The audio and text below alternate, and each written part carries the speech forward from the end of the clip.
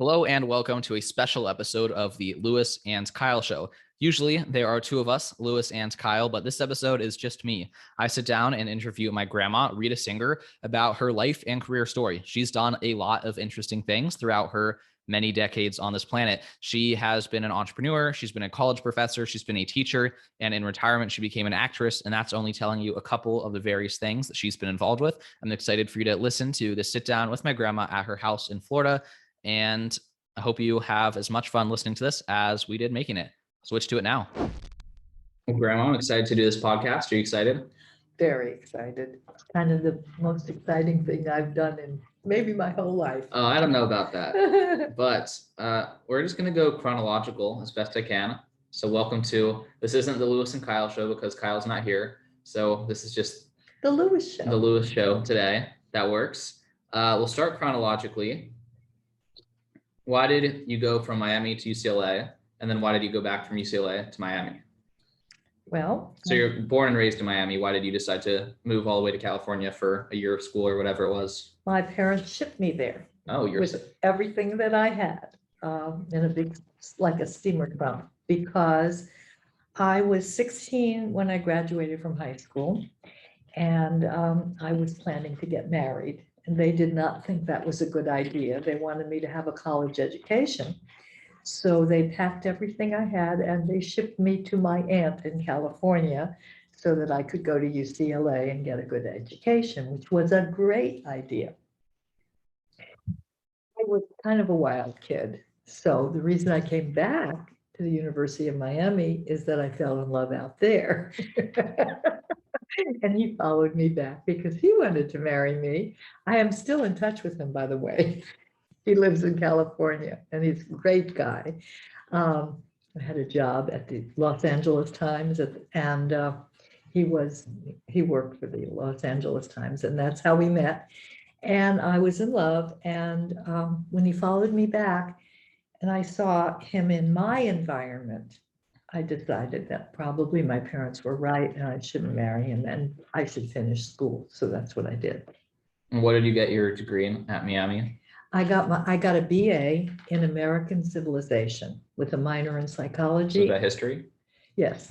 American history, civilization, and minor in psychology and a minor in Spanish. I do speak Spanish fluently.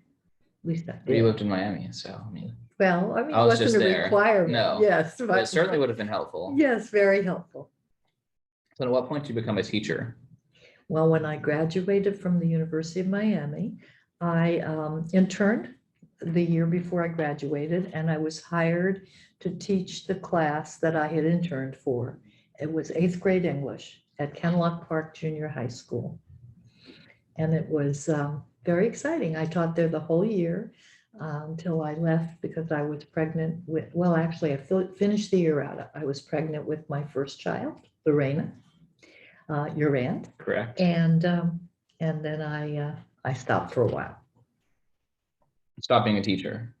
Well, I didn't stop being a teacher because after I had my third child, which was Todd, your uncle. I don't remember how old he was exactly, but I did go back and teach one more year in the public school system. And it was 6th grade, and it was an all-black school. And I was one of a few white teachers, and I had all 6th grade black boys. And I loved it too. I enjoyed it. However, I had a principal who was old school. He had been, I think, a captain or in the Navy, and he ran a very tight ship.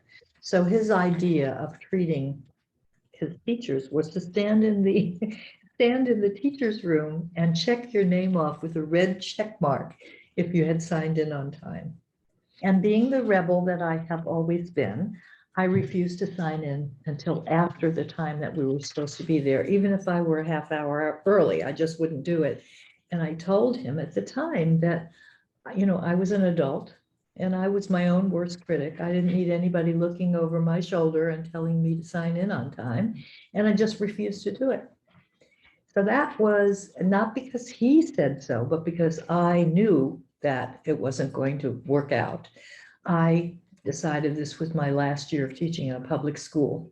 And so I went back to college and I got a master's degree. Took me 7 years.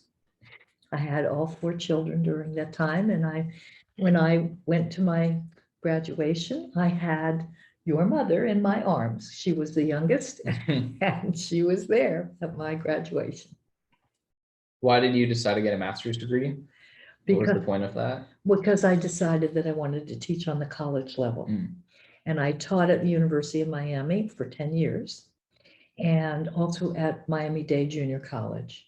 I taught English as a second language, and I taught advanced business communications, and I taught writing at the college.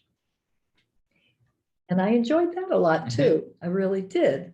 However, and one of the things that I'm proudest of is that I actually still hear from some of my students. Every semester I had parties, international parties, usually had students from at least 64 countries. And they would all come to my house, some of them in their native dress, and they would take over my kitchen and cook their native foods.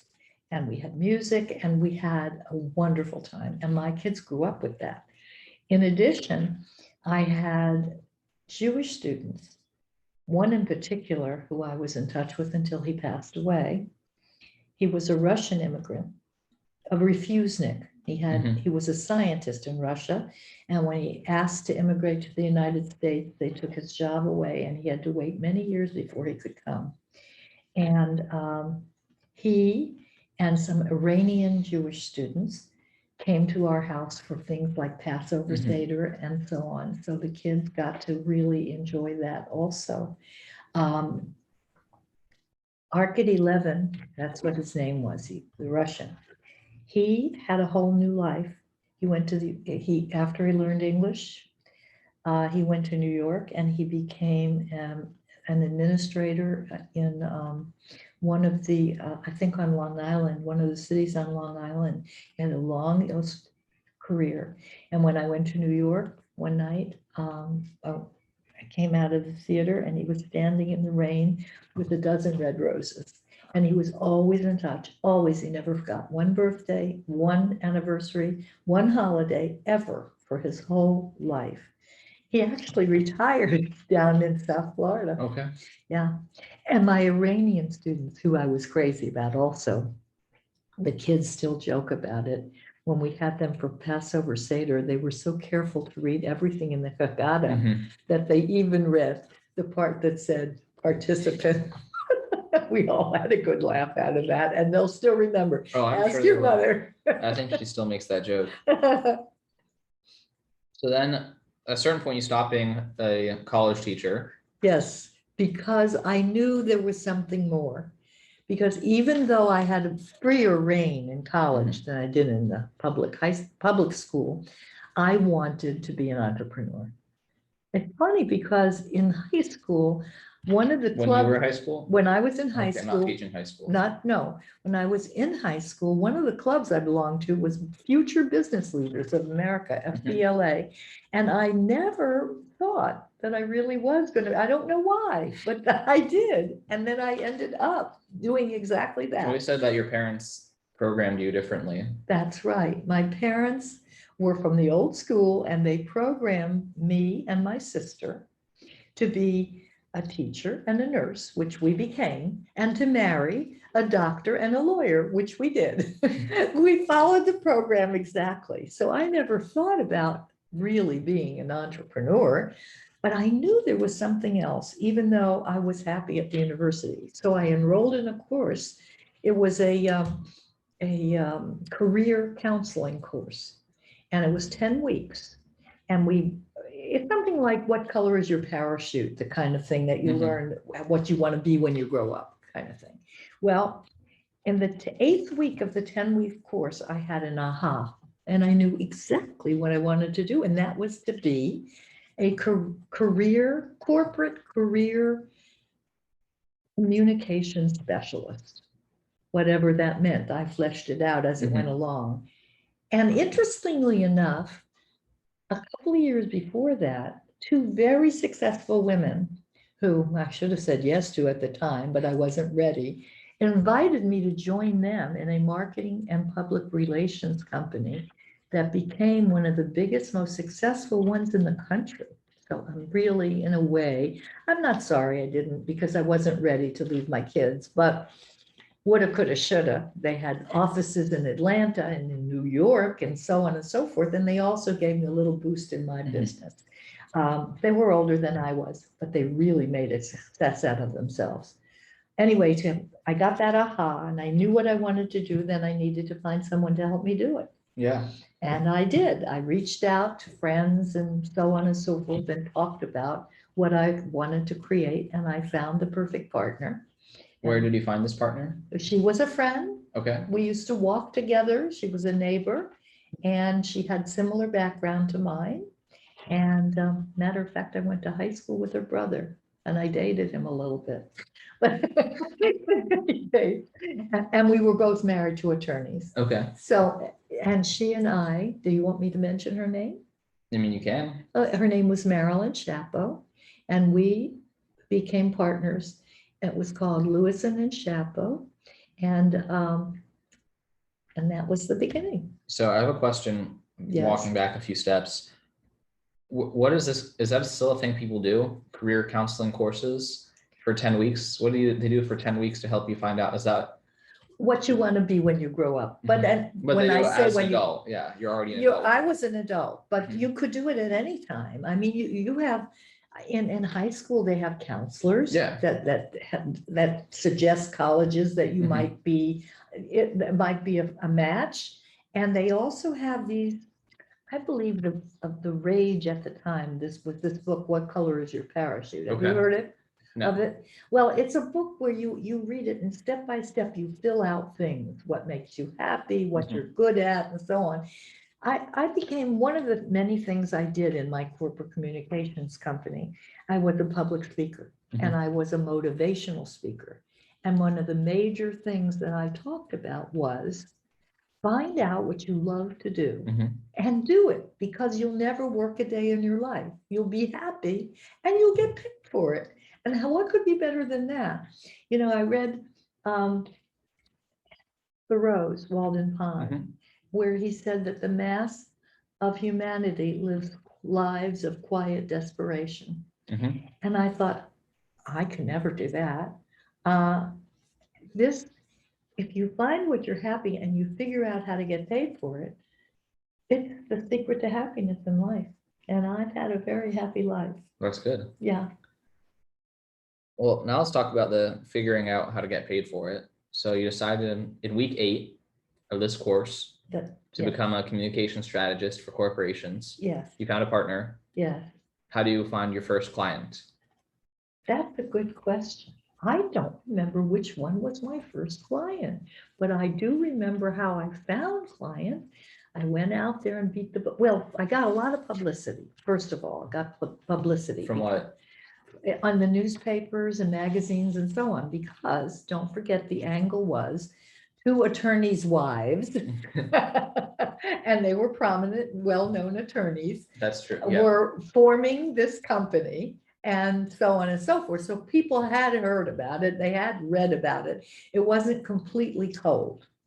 And when we approached them, you know, it's funny how I just don't remember. I mean, we built a reputation because everybody that we worked with seemed to be very satisfied. But I remember particularly with Bacardi Rum, the president of Bacardi Rum was recommended to us by these friends of mine, Bieber and Silverstein, who had that. Who started the successful firm he almost joins. Yes. Exactly, exactly. They suggested that maybe I could help him with his speech making. And writing the speeches for him. Writing the speeches helping for him rehearse them. Yes. So on the strength of their recommendation, I made an appointment with him. And he seemed very interested and very nice. But after 20 minutes, he said, thank you very much. And he started to walk me to the door. And I knew right then and there instinctively that if I walked out the door, I'd never hear from him again. So I said, and by the way, are you planning to make any speeches in the near future? He said, as a matter of fact, I'm working on one. I said, would you mind showing it to me? He said, not at all. So as we stood at the door to his office, as he was ushering me out, I stood with it. I took out a pen and I started looking at the speech and I started making suggestions as to how it could be better. And after about 10 minutes of doing that, he invited me back in and we sat down and we started working on it. And that was how I got him. I mean, I remember another time was this was a home health care agency, a big one. Cold call. I just called him on the phone. And I said, Who did you call? the president. How did you get his number? Well, I got the number and you have to make friends with the gatekeepers. Yes. And that's what I did, and I was able to talk directly to him. So you just found a secretary or? Yes, exactly, exactly. And I'm trying to remember the other one. Exxon Corporation was a very big client of mine, and so was Visa International and United Way. These are some of the biggest. And we even had, I had the mayor of Miami Beach. I had commissioners. I had people running for all kinds of offices. I don't remember how I got each one of them, but a lot of them were referred by other people. So I guess we built a reputation. And the bread and butter of our business was writing people's resumes. Okay. And coaching them on how to go for a job interview. And how to get further in their career. How to further their career, how to put their best foot forward. That led to courses in how to impress your jury, which we did for many big law firms.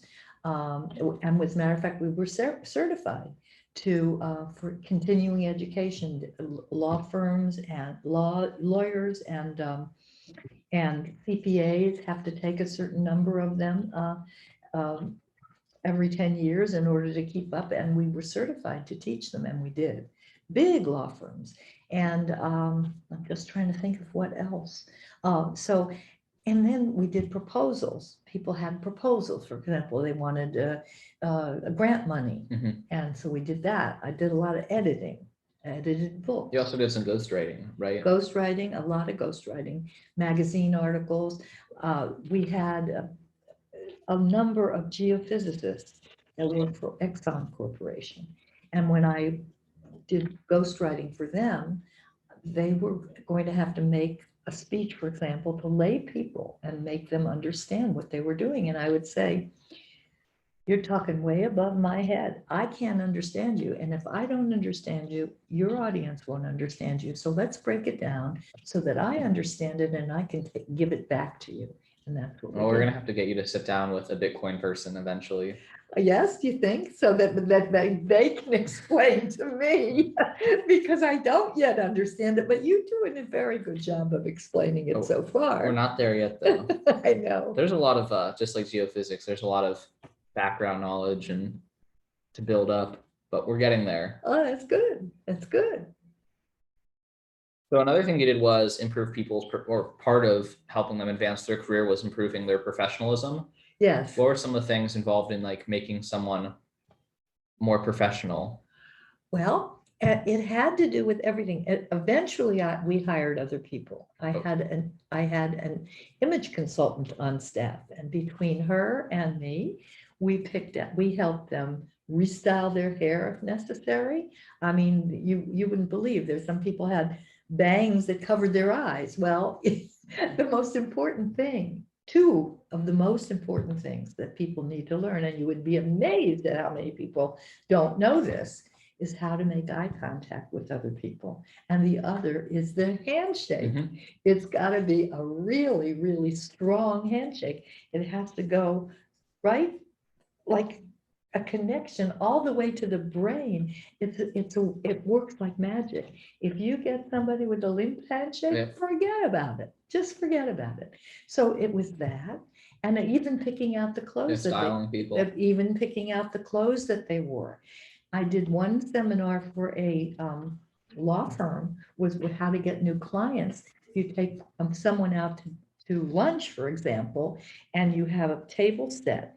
You remember that you have solids on the left liquids on the right. So your drink is on your right. Mhm. You know, sometimes people don't know which one Yep. is their glass, and your fork is on your left to eat your salad, for example. That kind of thing. You would be amazed at how many people do not know the basics of things like that. And in my day, it was very important. I don't know if it still is, but I think it is. I think it always will be. It certainly never hurts to have that information. No, it doesn't. So how did you decide to, how did you do pricing? Like determine what to charge someone? That's For your interesting. services. I sort of kind of made it up as I went along. And because, for example, I learned a lesson, one lesson I'll never forget. A doctor wrote a book on alopecia, which Okay. is male pattern baldness. And he showed it to me and he said he wanted it edited. And I looked at it and I don't know. I priced it so low that I think I made 5 cents an hour. Unbelievable. You know, it was hit or miss because I did not have an MBA. I did not have a business background, and I kind of made it up as I went along. But eventually we got to the point where we were having pretty hefty prices. We made between $150 and $200 an hour. And for seminars, anywhere from 5,000 to 10,000. And this is 30, 40 years ago? How many years ago is it? Well, my gosh. Graduated from high school in 1956. From college in 1960. I got my master's in 69, and I taught at the university for 10 years before I This started. is in the 80s. So I started my company in 79. So Okay. through the 80s and beyond. Yes, exactly. And That's pretty good money. so it was pretty good money. It was good money. And yeah, we did very well. Okay. Yeah. So one other question about this is, how did you improve someone's public speaking?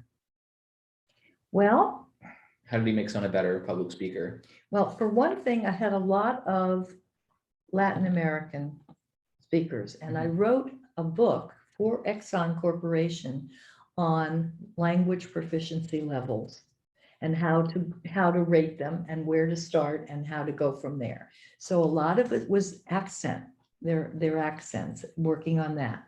A lot of it was writing the speech so that they felt comfortable, you know, delivering it. And then it was rehearsing it, and I would tape them, and then we would play it back. And I'd say, oh, you see right here, that was pretty good. You emphasized it and you stressed what you wanted to get across. Over here, you were saying and and that's not really a really good thing to do. The best thing is to pause, take a breath, and start again. And that was how I coached them until they felt confident so that they could, and I just said, they could deliver an effective speech. But I have one story that I think you might like, and that was when I was teaching. Let's hear it. It was the new president of the Florida International Bankers Association. And he had a lot of interesting information. We wrote his speech together, and I kept deleting things from the speech, and he kept adding them back in. And I kept saying that you have to respect the 3 B's of a good speech: be brief, be witty, and be gone. Okay. And he said, that makes a lot of sense. Okay, I'll go with what you gave me. Well, it happened to be that we were invited to sit at the head table that night when he delivered that speech. And I will never, ever forget it, because he did the speech perfectly. And then he came to the end and he said, I had a speech coach and she taught me to be brief, be witty, and be gone. Now I expected him to segue into the end, instead of which he spoke another 10 or 15 minutes while I wanted to crawl under the table from embarrassment. So that's a very cool piece of your, many lives. Let's switch now to the magazine you started.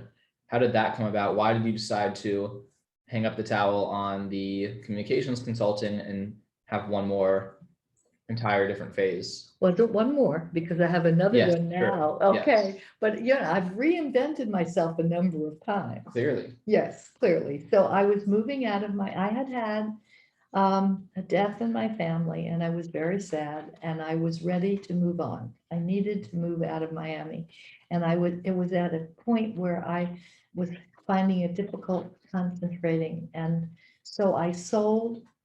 I didn't say, but I had that first partner for 10 years. Then I went on my own for a while, and then I had a second partner.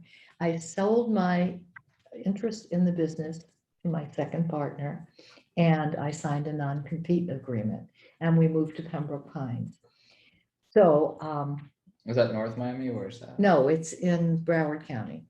Where's that? It's on a parallel with Plantation, Weston, like almost like Fort Lauderdale. Okay. Only it's far west. Okay. It's west, Fort Lauderdale is east.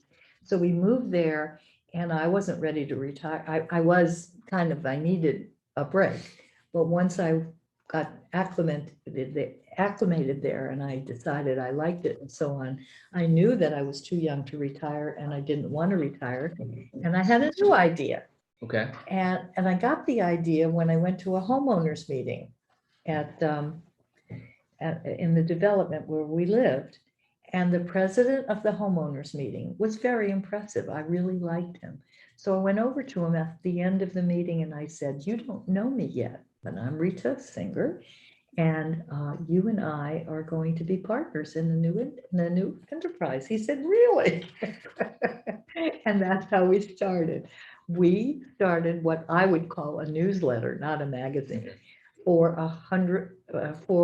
1,000 homes in our development.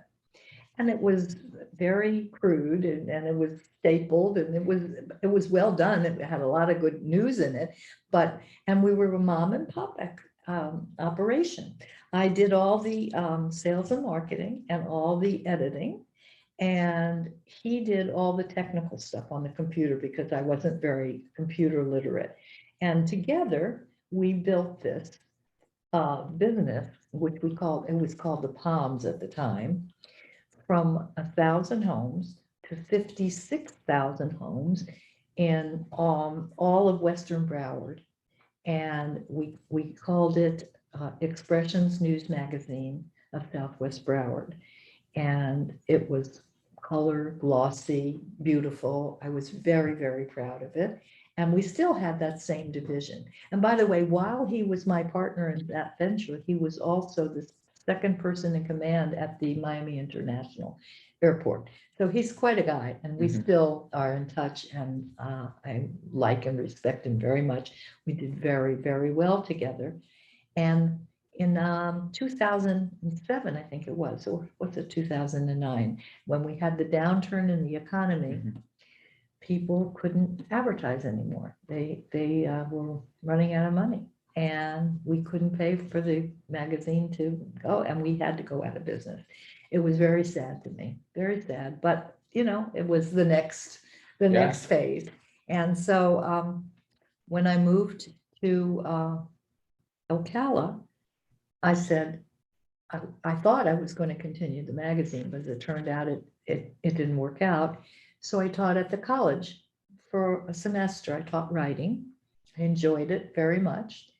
But then they said, "I want to hire you full time." And I said, "No, thank you. I'm not, I'm kind of sort of retired, and I only want to teach one course." They said, "Well, then you can teach nights and weekends." And I said, "No, thank you. I don't want to do that." So that was the end of that. But there was something that I have always wanted to do, and I started doing it down there. And it's really just another aspect of public speaking, and that's acting. When I was a little girl, my parents called me Sarah Bernhardt. Is that? She was a great actress. Okay. Way, way before my time, their time, a great actress. I always had a flair for the dramatic. That's one reason. Well, as a young woman, I did modeling, and I taught ballroom dancing, all of which are, you're on stage, kind of, sort of. And so, and then in Pembroke Pines, I also did some community theater, and I liked it a lot. So when I came up here, well, the first thing I did was I started a group called Culture Vultures. And we're just outside of Orlando for people who don't know where Ocala is. Oh, well, okay. It's in the north central part of Florida. Okay. It's an hour and a half from Orlando if you don't take a three If and you a don't half hours. if you don't take the group shuttle like I did. Exactly, if you don't do that. So, and yes, it's very central in the state and north. And it's it's a community called, I want to say Grand Palms. Grand Palms is a community in Pembroke Pines. This is Stone Creek. Yes. And it was at the time. So at this point, you're fully retired. Fully retired. So then I decided that I wanted to make a contribution to the community in which I lived. So I started 3 different organizations.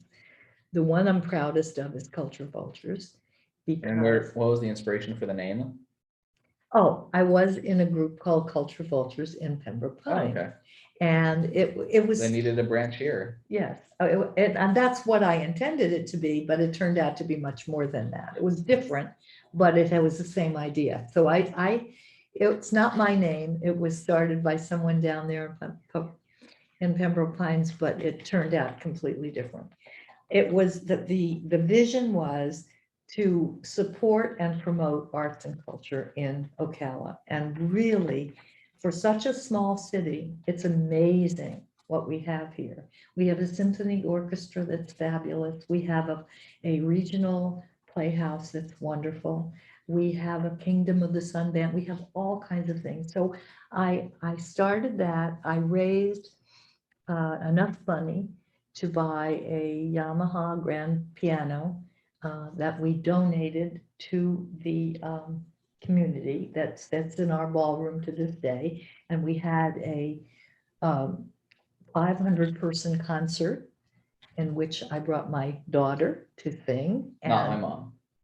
No, my daughter sang. My daughter. I know, but different daughter. My than daughter my mom. Kim, right? She is a cantor and an opera singer and a concertist, and she came and did many concerts down here. And so we gave the piano to the community. We helped contribute to the garden, the Reflection Garden.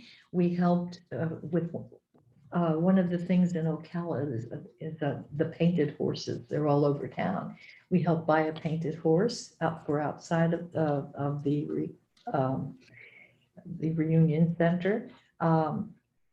Then we helped contribute to the Riley Center, which was a magnificent, and really is a wonderful place. And what do they do there? It's a performance venue? Yes, it's a performance venue. They have symphony orchestras. I saw Petula Clark there. They bring in all kinds of first-class entertainment, and it's a really great venue.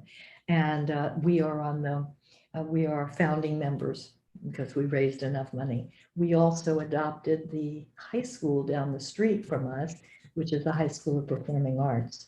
And we raised many thousands of dollars for them, for their drama department. And we used to have them here for dinner playhouses every month, every year, and raised quite a bit of money there. We brought the Cornell University. Like from New York. From New York. They were on a bus tour of the country. We brought them here to perform concerts. And I got people in the community to give them housing. They slept in their houses. Oh, that's fun. Oh, yes. And then we had a big picnic for all of them for dinner, and then they did the concert and left for the next day. Very charming kids. And I also started the Glee Club, and we performed all over in nursing homes and assisted living communities. And I started a music ensemble, which we played every week on the piano that we donated, and and with any musicians that wanted to join us. So I've gone way outside the community. I'm well known in the community for all the things that I've done. And one of the things that I'm proudest of, although I didn't win, I was nominated for the Vision Award for the Miami Cultural Alliance, with, not Miami, Ocala, Marion County Mhm. Cultural Alliance, which they give every year. And it was a big honor, and they put my picture on stage, and they, whatever, and it was great. So anyway, I veered off, and I didn't say that I also belong to the theater club. And in the theater club, I've had the good fortune of being in a lot of different plays, both for the community and outside the community. I've been on stage twice at the Riley Center, which is really a big deal. You know, it seats, I think, I don't know, about 1,000 people. I was in Vagina Monologues twice, and we raised money to give to the PACE Center for girls. And finally this year I got to be on, last year, well, not last year, before the pandemic, I got to be on stage at the Ucla Civic Theater in the Savannah Sipping Society, which was wonderful. I have coached young people in their drama departments when they put on plays. One of them was Peter Pan. I've belonged to an online production company when I've done directing. I've directed love letters, and I was assistant director for Irma Bumbeck. I love this new career as much. And you were in a movie, right? I was in a movie. Little movie, Yes, yeah. I almost forgot the movie. It's called Elvis and the Golden Ticket, and it played in film festivals all around the country. And because of that movie, the person who wrote and directed it has a full-time gig in Hollywood, and That's he's great. filming movies now. And he's a good friend of mine. Yeah, so that was fun too. You're reminding me of things that I don't even remember. Okay. So were you good at acting at the start, or did you have to? Oh, I've worked very hard at it. I think I'm a natural for certain. Entertainer. Yeah, I like the spotlight. I always have, and I do my best. I put a lot of heart and soul in it. For example, You're at a rehearsal today. I had a rehearsal today. I'm in a, well, we haven't, the theater group has, like everything else, has been inactive for 1.5 years. So this is our first venture back, and we're doing 5 short plays, 1-act short plays for our first venture back, and we're going to be doing it in July. So I'm acting in one and I'm directing one. So, and Larry, it's also acting in one. But I was going to tell you that years ago, it wasn't that many years ago, but years ago, I was in a play called Tea for Three, and I played Lady Bird Johnson. And I had a 40-minute monologue in that play, and I memorized it all. I had to work very, very hard, but I did it. It's a long monologue. Yeah, very long. And I'm even thinking of doing one in the future, but I know that I can't memorize it. I'm going to need a teleprompter for 40 minutes. Yeah, and I'm familiar with the teleprompters because some of the people that I coached use teleprompters, because I organized their annual shareholders meetings and things like that, where they had to make really important speeches, and they used the teleprompter.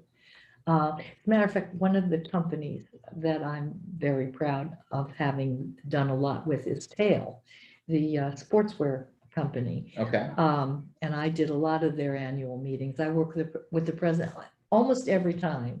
I work with the president or the CEO of the company, and plus employees under them, but always with the top people. And that's why they use things like teleprompters. That makes sense. Yeah. So we should switch now to some rapid fire questions, since we're towards the end of the interview. Yes, sir. What was the most fun role as an actress? Well, I guess the most fun role as an actress is when I never had to say a word. I was very good friends with the director, the executive director of the Ocala Civic Theater, and I had always wanted to be on that particular stage. And I'd never had the nerve to audition, although she had come to some of my performances and encouraged me. Because it's on the other side of town and I don't drive at night. And it's only because I have so many wonderful friends. They offered to not only drive me to auditions, but to every rehearsal and every performance. And we're talking like 60 times back Oh and my forth. goodness. They did that, and it was absolutely hysterical. I had a role where I didn't say one word. All I had to really do is die on stage every single night.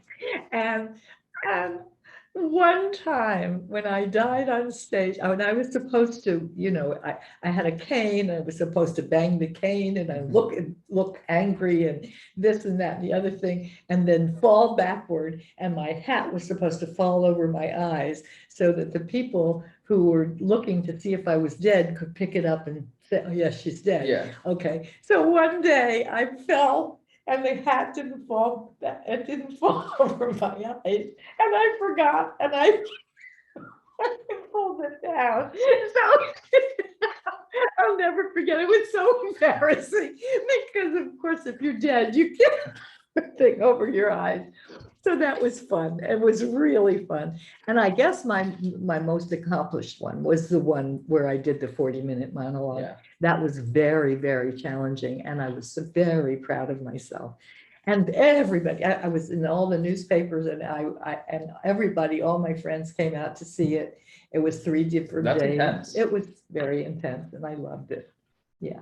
A 40-minute monologue. So we've been going for about 40 minutes, Have we? roughly. Mm-hmm. So that's the same as you being prepared with every word for this entire time. Exactly, with nobody to have any feedback, no bouncing back and move. And not only that, So it's choreographed. Yes, you have to, it's the blocking, the moving, and the props. You have to do it all yourself, look in the mirror, do this, do that, handle a telephone, so it's all of that.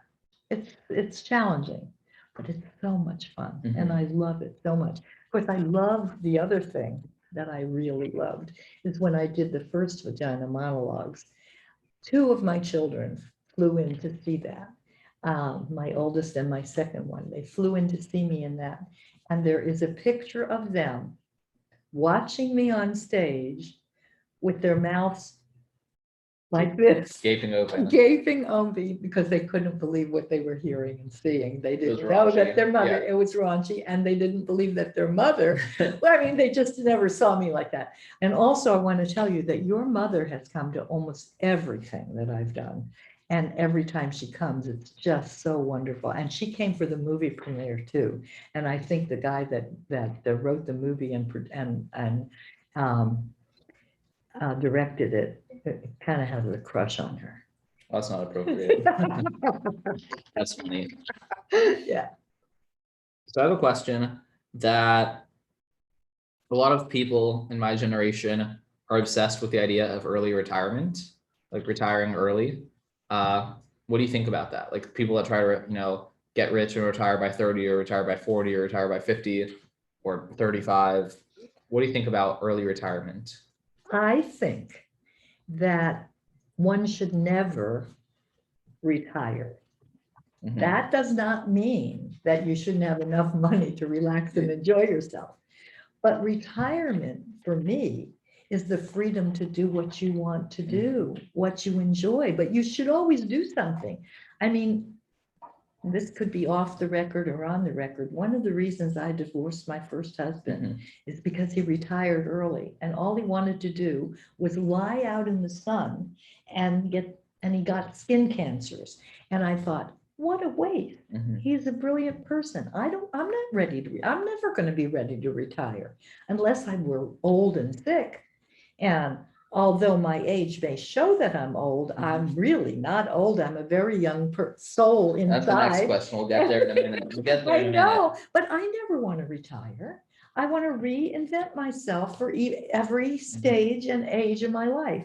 And I wish, I hope, and I wish this for you, that you make $1 million and retire at 30, but then do other things that keep busy and active and to make you proud, improve your world, your community, your environment, do things that make you proud to be a human being. There's so much out there. I have never been bored in my whole life. Never. There's no way to be bored. There's so much to see. I agree. So much to do, so much to read. There's just, life is exciting. I mean, my favorite, if you ask me to describe myself in one word, the word would be enthusiasm. I love life. Yeah. Love that. So you just mentioned that you're old, but you're not old. Yes. How have you stayed so young and energetic and sharp? Because people probably wouldn't be able to guess how old you are unless they've been doing you've given the clues. You said you graduated high school in 16 and Right. they gave the number, but. Yes. Well, partially it's heredity. I mean, I guess I have good genes, although the truth is my father passed away at 54 and I outlived my mother already and my grandmother. So, okay, I Genes do only get you so far. Your genes only get you so far, although I did have a grandfather that lived to be 94. But also a good attitude, a wonderful attitude. I mean, a smile on my face, and I can't wait to get up and start the next day. But also, I eat very well. I'm very careful about what I eat, and I work out every day.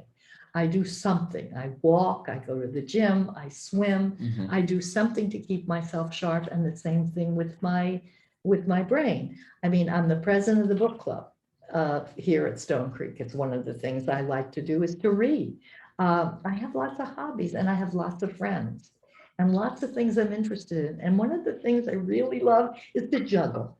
I like to juggle stuff, you know, like I have to be here and I have to be there and I have to do this and I have to be ready for that. Busy, and, you know, and that's what keeps me that way. You know, there's an expression, use it or lose it. Yeah. So I'm using it. And there's a quote, I don't know if I'll get it exactly That's right, okay. but I want to be thoroughly used up when I die. Thoroughly used up. I don't want there to be anything left, you know, and I want to slide into that last state, kicking and screaming and laughing.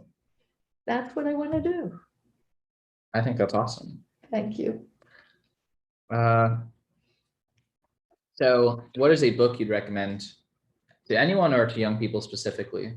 Because you are president of the book club and you've probably read many books. I have, and you're not limited to just one if more than one comes to mind. No, actually, I do enjoy reading, and I can't. But that one that I talked about before, the What Color Is Your Parachute?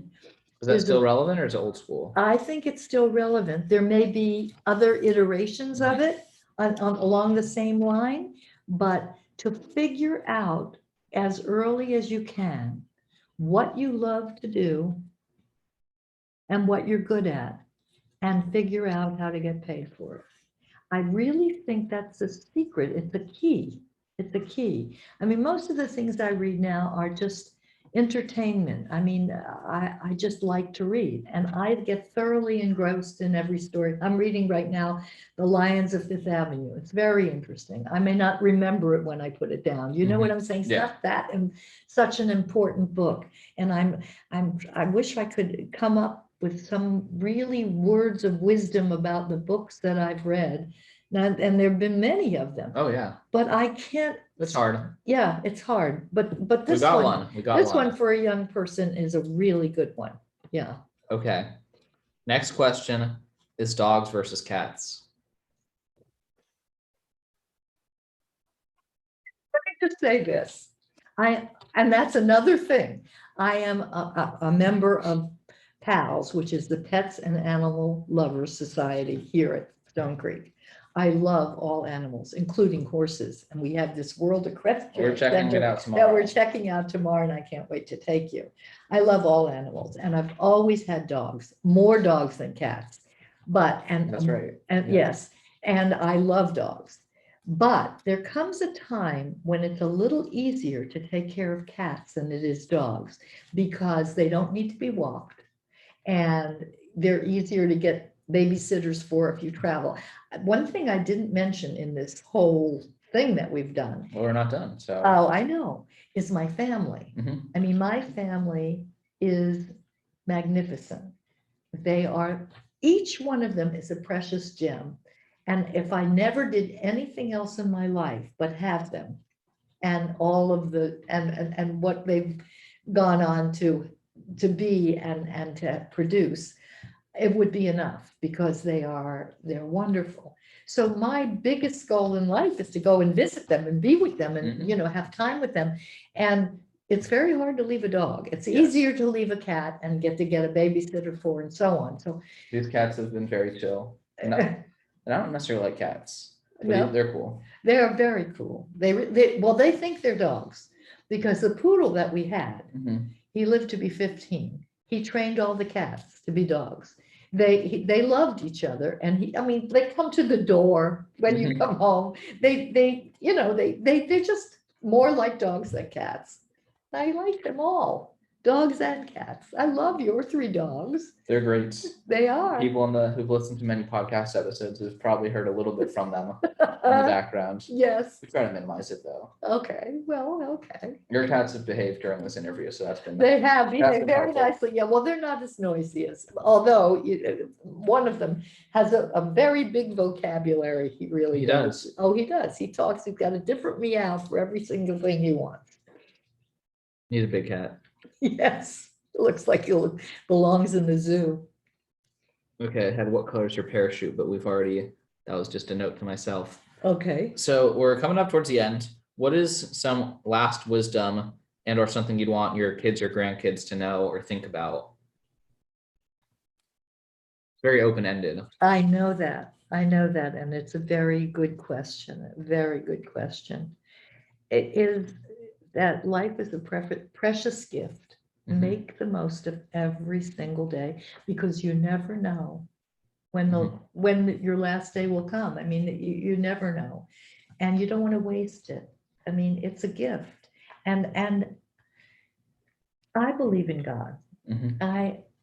I believe that there's a greater, and I believe that you don't die, that there's a soul, and that soul lives on. But the body that you've been given wears out, gets used up and wears out. But appreciate everything that you have. Appreciation is a very important thing. Appreciate it, celebrate it, tell people that you love them.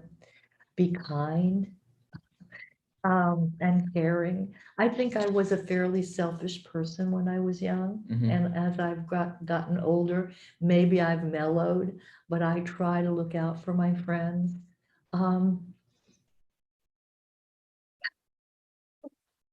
Celebrate and enjoy every day. I think that's a great way to wrap this up. Thank you. This has been fun. It's been fun for me. It's been wonderful for me. Let me just say, and again, you can cut it out if you don't want to use it, but I will say it anyway. You, my grandson, my very, very precious grandson, have given me the gift of a lifetime. Not just to do this podcast, but to care enough to ask me these questions and to really be interested. It's going to make me cry. I didn't mean to do that, but I appreciate it very much. And I admire your intelligence and your warmth and your caring, and the fact that you are allowing me to leave a legacy for my family, and if even no one else ever gets to see or hear this, the fact that if they want to, they can. That wraps up the conversation I had with my grandma, Rita Singer. I hope you enjoyed that episode. We had a lot of fun recording it. We will be publishing another episode in a week or so, back to the normal cadence, but I hope you enjoyed that experiment. If you have any thoughts on the matter, say hey on social media, leave a rating or review if you liked it, and otherwise just check back here in a week or so for a new episode. Thanks so much. See ya.